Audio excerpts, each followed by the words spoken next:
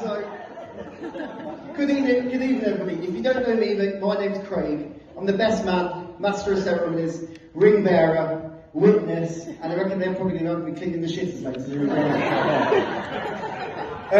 Joe, I genuinely feel honoured that you put the trust in me to be the best man. Although I can't imagine it was too difficult a decision given the state of the groomsmen that was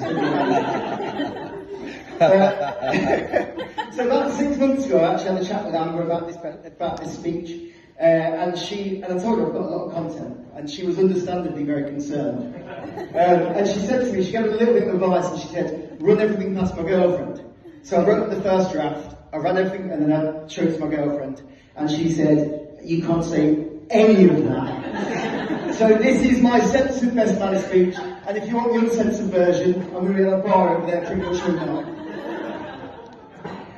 So, so I've now got 6 minutes to make Joe sweat, which ironically is 5 minutes than the manages with Amber. So that's what this part is going. There's a few more of them as well. That took a while, didn't it? Joe did say I can joke about pretty much everything, but he said, please don't make everything about him having no hair. So I promised not to mention it. Bold statement, I know. No, but in all seriousness, no. Joe, Amber, you look amazing today. And Joe, well, you could have done your hair, mate. Anyway, I just want to take a moment, someone got a drink in front of them. Just quickly before we crack on, I want to just take a quick moment to raise a glass to all of Joe's hair that could be with us today. So there's loads more coming, Anyway, let's go back. So I'm going to take you back to the 2010s, and I'm going to delve into the story about how Joe and Amber met. So you may or may not know, but they actually met a few times leading up to them getting together. I did notice it in the wedding invitation, there was some incorrect information, because it said that you met in the Bull's Head Cosby, which is incorrect, because they actually met in a shed at the bottom of these guys' back garden, which we affectionately named Mojo's. Joe probably left that bit out because he's admitted to me since that he can't remember ever being there, and he can't remember meeting them. So it's not a very romantic start, but I promise it gets better, and I promise there's a happy ending. So at this stage, there was no spark, unfortunately. That's where you know I'm in a boom, by the way. Thank you. So fast forward a few years, Leicester City Centre, 3 AM on a Saturday night. Their paths cross once again, and they share a deeply romantic kiss, this time in the beautiful setting of the sticky lager-drenched dance floor in Bosch nightclub. But once again, there was no further sparks from there. Good. Jesus Christ. Fast forward a few months, the Bull's Head Cosby. This is basically a list of all the places we like to drink, isn't it? There's a theme in it. But Bull's Head Cosby, New Year's Eve. Joe actually remembers seeing it this time, which is great. And he confirms that there was a New Year's kiss. Fantastic. But then there was still no further spark. Now, I wanted this to be a bit of a shock, but Joe told you earlier. Enter the room, Tinder. There you go. And for those of you who don't know what Tinder is, Tinder's an online dating app. You dirty boy. So they exchanged a few messages, and finally Amber and Joe went on their first date to the Leicester Christmas market in December 2017. So Joe told me how much he enjoyed it and how well they clicked, and this marked the beginning of a fantastic journey. Fast forward 7 years, and Joe is down on one knee in Malta proposing to Amber. Now, the fact that Amber agreed to marry Joe is proof that not only is love blind, love is also tone deaf and has no sense of smell. And since getting together, they've grown individually and also together as a couple. And genuinely, this is love, pure and simple. Amber pure, Joe simple. Sorry mate, I'm going in on it. This is my job, Professionally, they're both flourishing. Joe has his own business, which has now been thriving for over a decade, and Amber's working in the NHS as a recruitment marketing manager, and they both live in their beautiful cottage in South Leicestershire. How amazing that must be to live with the love of your life. Mila, the dog. Sorry, Pierce. So I've personally witnessed the positive influence that Amber's had on Joe. Most notably, Joe's diet.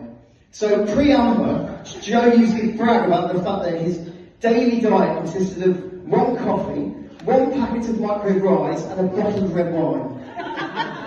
I did ask him once, what happened to get hungry? And he said, I'll just get over it, mate.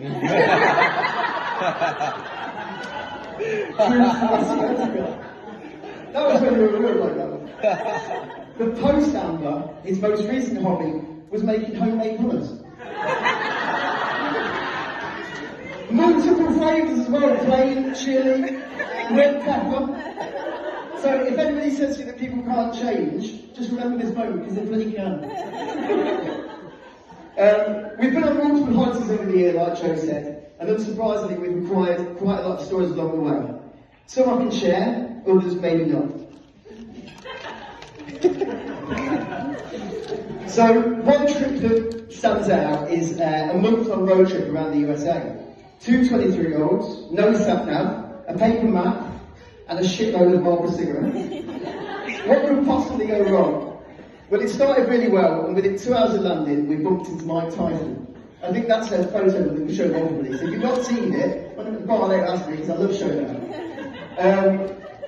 Now, whether you've known me for 30 years, or just these last 5 minutes, you can probably gather that I can be pretty annoying to hang around with.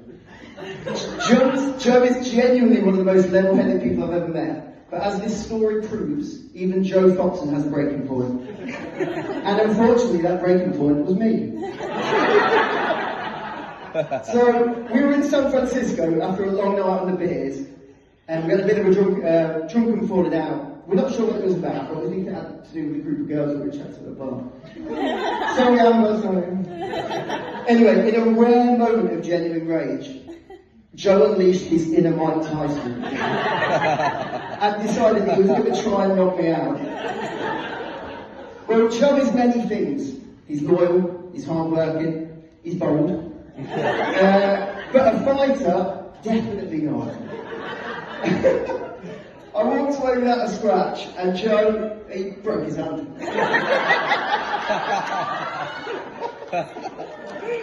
And that's literally the only time Joe's ever lost his head. And he still managed to lose the fight. And his hair. On that note, big up to the lads who came to Hamburg. Brilliant weekend. Hamburg is a beautiful city with great culture, art, and sightseeing, apparently. Whilst we didn't experience any culture or art, I certainly saw some sights that weekend. After the carnage of 3 days on the piss, I decided to book us all a wholesome, relaxing detox bar. What I didn't realise was it was textile free, which is German for completely bonnet naked. So I've seen literally everything.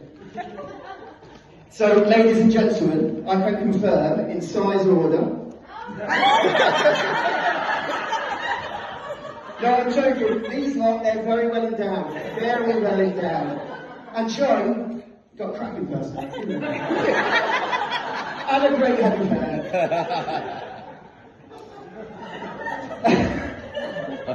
So I know you've all been wondering what's happened with Joe's hands. I do want to see he's got a bandage on it. I've already told him that if he keeps doing that, he's going to go blind.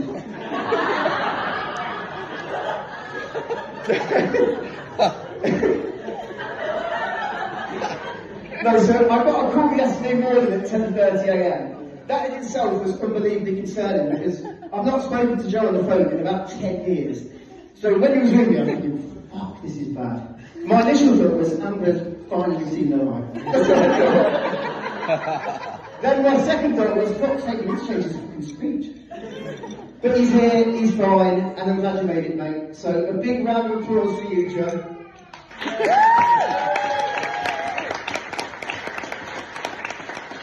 Why did you join in then? So this is the bit where I meant to explain about Joe's best qualities. Therefore, this section is very, very short. Joking aside, Joe's been my best friend forever. I've always admired how hard working and ambitious you are. And forgetting the San Francisco incident, he genuinely is the calmest and most level-headed bloke I've ever known. He never allows himself to get too wound up about anything, and he's unbelievably level-headed. And I do think that's an amazing attribute to have when you're dealing with the ups and downs of life. Having said that, on the flip side, he never gets too excited about anything either. For example, it's very hard to work out when Joe is loving life or hating life. Because he always looks like this. I've been on nights out before, and I just looked at him and I thought, is Joe okay? I go, wait, what's it? Joe, you like me? I'm having the best night of my life. It's only your face, Jesus. So let's move on to what really matters today, which is the wedding of Joe and Amber. I've always looked at marriage as being a bit like a deck of cards. At first, all you need are 2 hearts and a diamond, but after a while, you just wish you had a club and a spade. Sorry, that's horrible. Joe and Amber really are a match made in heaven. Joe is kind, witty, well, I can't really have guys in here, man. As for Amber, those who know her will know she's a wonderful, caring person, and she truly deserves the perfect husband. Unfortunately in life, you don't always get what you deserve. Joe, you're so lucky though, mate. You get to leave there with a beautiful wife, and Amber, you get to leave there with an amazing dress, and some lovely gifts as well. No, joking aside, I couldn't be happy for you both. Joe, you're my best mate. I don't really know if you're aware, but I've always looked up to you as a person and a friend, and I think the rest of the lads do too here as well, genuinely. Over the years, we've had some amazing times, holidays, nights out, playing the band together, getting drunk in mojos and shed, and it's been great. It's time to hand over the torch to Amber, so please look after me. If you don't, I'm fucking coming for you. And as a couple, I just thought we'd hang around with you both. I've said it a million times. Amber, you love me saying this. Joe, you hate me saying this. You're my favourite couple in the world, genuinely. You're amazing to hang around with. And I genuinely have no doubt that you're going to just enjoy the rest of your lives together happily. So on that note, I think it's a good time to raise a toast. I'm not going to mention Joe's hair anymore, I promise. To the bride and groom.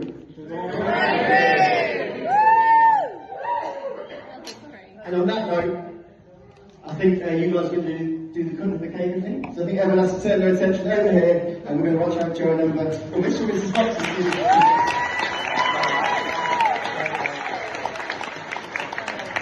Well done, Craig. Well